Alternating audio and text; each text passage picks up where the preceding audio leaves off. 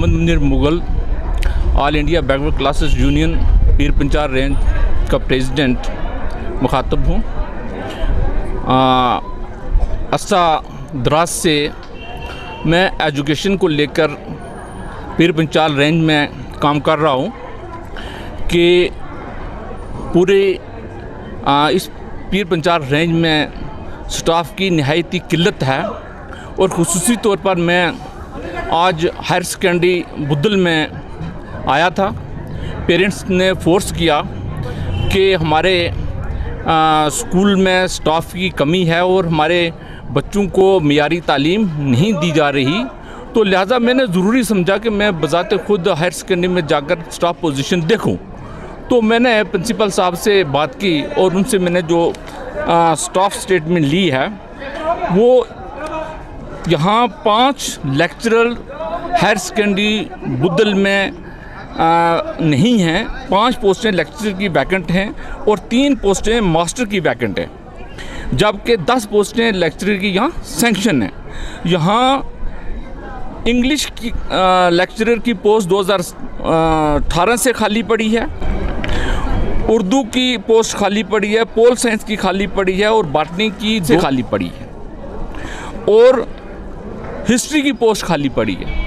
अब मैं ये सरकार से पूछना चाहता हूँ, मैं महकमा में ख़ुसूसी तौर पर इस हायर सेकेंडरी में नहीं किया गया, इसकी क्या वजह है?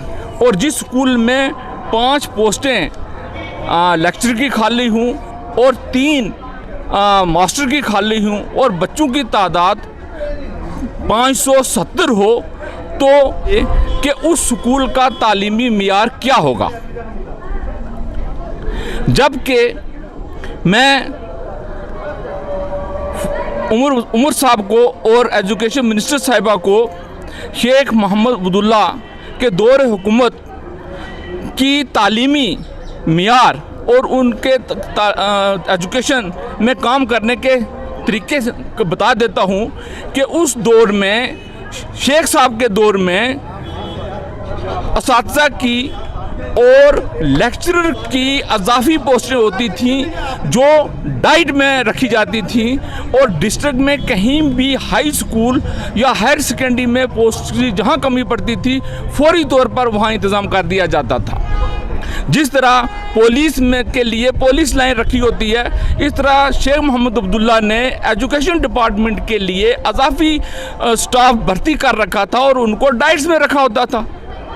दूसरी बड़ी अहम जो उनके दौर में कुछ काम होता था, उन्होंने जितने भी डीडीओज थे या हेड मास्टर जेडीओज प्रिंसिपल को ये पावर दे रखी थी कि कोई भी टीचर अगर महीने के लिए 2 महीने के लिए 3 महीने के लिए छुट्टी पर जाता है तो वो 15 दिन एडवांस अपने डीडीओ को इन्फॉर्म करेगा, तो डीडीओ 15 दिन के अंदर लीव अरेंजमेंट के लिए मकामी नौजवान को, तालीम याफ्ता नौजवान को अपॉइंट कर लेते थे और उस दौर में बच्चे का एक दिन भी पढ़ने के बगैर नहीं जाता था।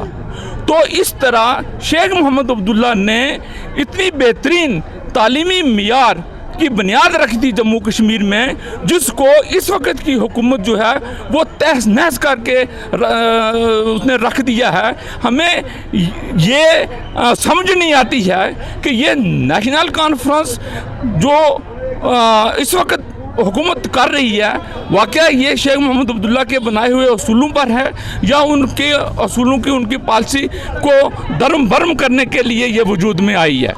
लिहाजा मैं सरकार को ये वाज़ा कर देना चाहता हूँ कि सरकार अवाम को आजमाइश में डाले बगैर उनके जायज़ मुतालबात को हल करे। मुकम्मल तौर पर दीदा दादास्ता तौर पर महकमा ने खुसूसी तौर पर हायर सेकेंडरी बुद्दल को नेगलेक्ट किया है।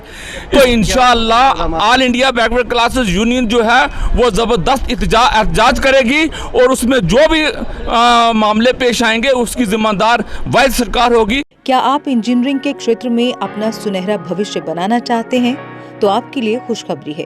जम्मू कश्मीर में तकनीकी शिक्षा का एक भरोसेमंद नाम बन चुका Yogananda college of engineering and technology Jammu लेकर आया है आपके सपनों को नई उड़ान देने का सुनहरा अवसर। YCT में बीटेक रेगुलर और लेटरल एंट्री के लिए एडमिशन शुरू हो चुके हैं। AICTE अप्रूव्ड और यूनिवर्सिटी ऑफ जम्मू एफिलिएटेड ये प्रतिष्ठित संस्थान सिविल, मैकेनिकल, इलेक्ट्रिकल और कंप्यूटर साइंस इंजीनियरिंग जैसे प्रमुख इंजीनियरिंग कोर्स प्रदान करता है। कॉलेज में छात्रों के लिए उपलब्ध है अत्याधुनिक सुविधाएं, जिनमें शामिल है modern labs, high speed internet, well equipped library, IIT Delhi के वर्चुअल लैब्स, IIT बॉम्बे के स्किल एक्सेलरेटर लैब्स, साथ ही ट्रांसपोर्ट जैसी सुविधाएं भी। YCT सिर्फ डिग्री नहीं देता बल्कि छात्रों को इंडस्ट्री के लिए तैयार करता है। कॉलेज का प्लेसमेंट रिकॉर्ड भी शानदार रहा है।